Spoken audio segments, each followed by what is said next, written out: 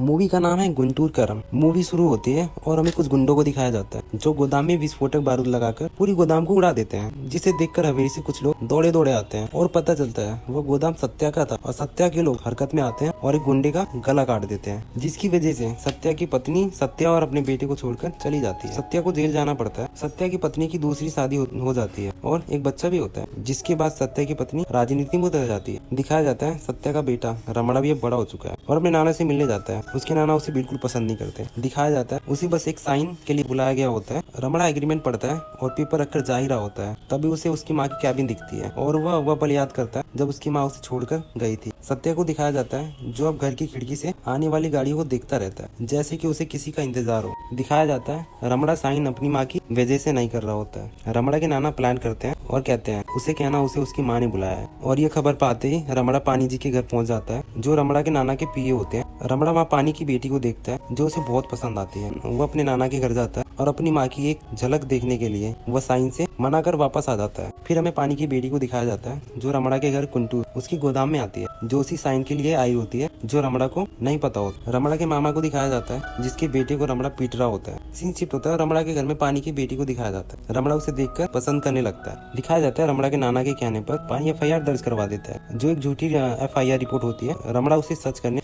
अपने नाना के घर पहुंच जाता है। एक के बाद एक सारी FIR में लिखी चीजें तोड़ देता है, पेपर पर साइन कर चला जाता। अगले ही पल रमणा के घर पुलिस आती है जो रमणा को ले जाने के लिए आई थी, लेकिन नहीं ले जा पाती क्योंकि रमणा एक साधारण आदमी नहीं था। रमणा के पिता सत्या बताते हैं उसकी माँ उसे क्यों छोड़कर गई थी। वो बताते हैं जब ब्लास्ट हुआ था तो तुम्हारी आंखें घायल हो गई थी और तुम्हें डॉक्टर के पास लेकर जाना था, और मैं टेंशन में आकर मना कर देता हूँ, और घर का दरवाजा उसके कहने पर उसकी बुआ उसकी माँ के मुँह पर ही बंद कर देती है, जिस वजह से वो घर छोड़कर चली जाती है। सीन शिफ्ट होता है और हमें दिखाया जाता है एक पॉलिटिशियन मीडिया में सत्या और रमणा की माँ के साथ की फोटो फैला देता है और यह भी बता देता है रमणा किसका बेटा है। रमणा के नाना रमणा की माँ से कह रहे होते हैं उसको कॉल करके बोल दो इलेक्शन तक चुप रहे। दिखाया जाता है रमणा की माँ की गाड़ी कोई ट्रक से उड़ा देता है, जिसकी वजह से उसकी माँ को चोटें आ जाती हैं। जिसकी खबर पाते ही रमणा तुरंत हॉस्पिटल पहुंच जाता है, जहां वो प्रेस मीट में यह रिवील कर देती है कि वह रमणा से कितना प्यार करती है, और रमणा को छोड़ने की वजह कहीं ना कहीं उसके नाना होते हैं। और यहाँ पर पता चलता है रमणा की माँ की शादी नकली होती है और जो बेटा था उसके नाना ने अडॉप्ट किया था। यह सारी बातें रमणा को पता चलते ही वो अपनी माँ को लेने पहुंच जाता है, जिन्हें लेकर वो कुंटूर आ जाता है और पूरे घर वाले शॉक्ड रह जाते हैं। और सत्या वर्षों से इंतजार में होता है, अब उसका भी इंतजार खत्म हो।